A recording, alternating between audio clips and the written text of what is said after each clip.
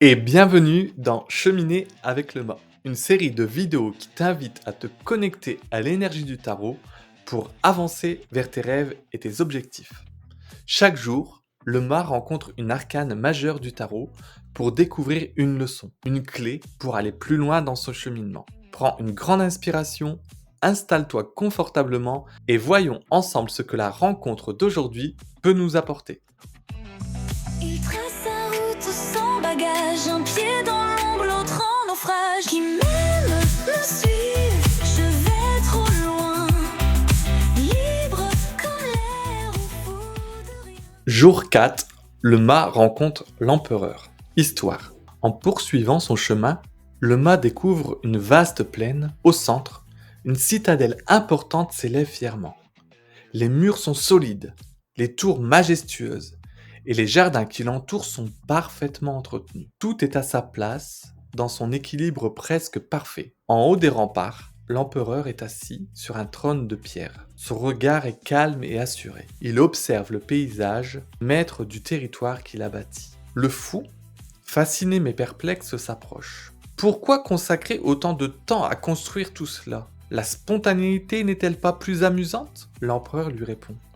La spontanéité est précieuse, mais sans structure, elle s'épuise rapidement. Imagine un fleuve sans rive pour le guider. Il ne ferait que se disperser. Le mât réfléchit un instant avant de poser une autre question. Mais, en me structurant, est-ce que je ne risque pas de perdre ma liberté? Au contraire, répond l'empereur. Une bonne structure te soutient et t'offre plus de liberté pour explorer ce qui compte vraiment. Le mât, intrigué, commence à comprendre que l'ordre et la discipline ne sont pas des ennemis à la créativité, mais des alliés. Le message révélé par cette rencontre, c'est que une base solide et une structure claire transforment tes idées en réalité durable. La structure ne contrarie pas la spontanéité, elle la soutient et la guide. La rencontre avec l'empereur est une leçon fondamentale pour le mât. La créativité, l'énergie et la spontanéité sont essentielles, mais sans cadre, elles risquent de se dissiper.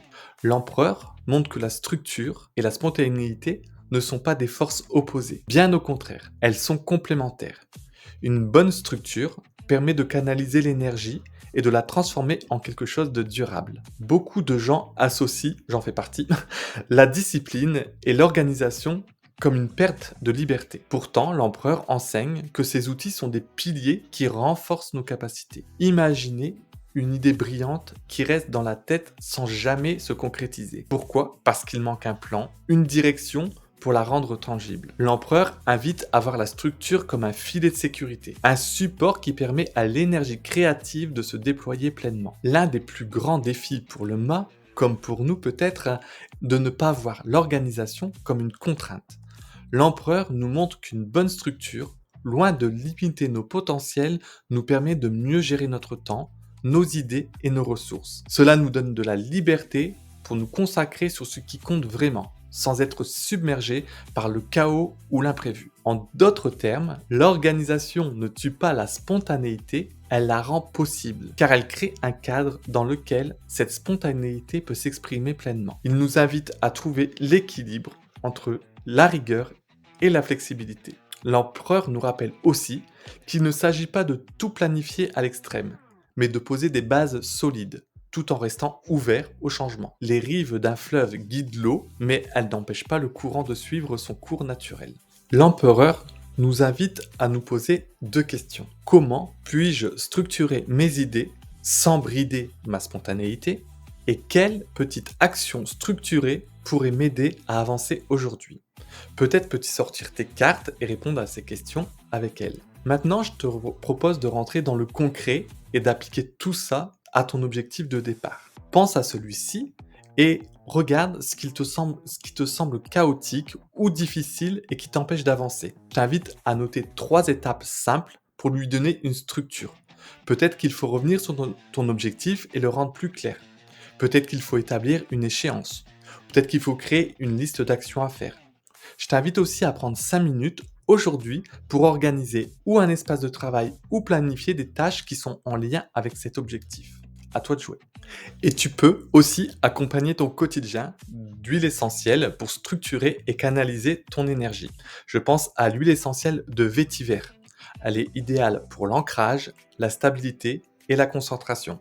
Elle aide à poser des bases solides et à structurer les idées en actions concrètes.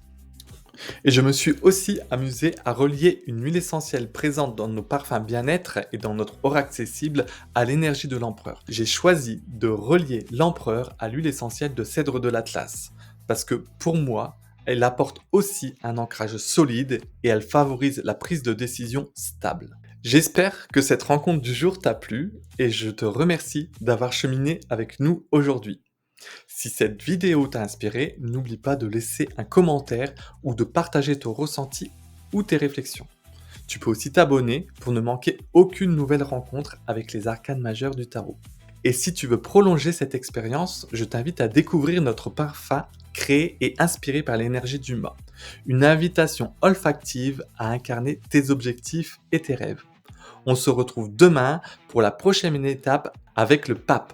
Et n'oublie pas, chaque pas compte. Il trace sa route sans bagage, un pied dans l'ombre, l'autre en naufrage, qui mène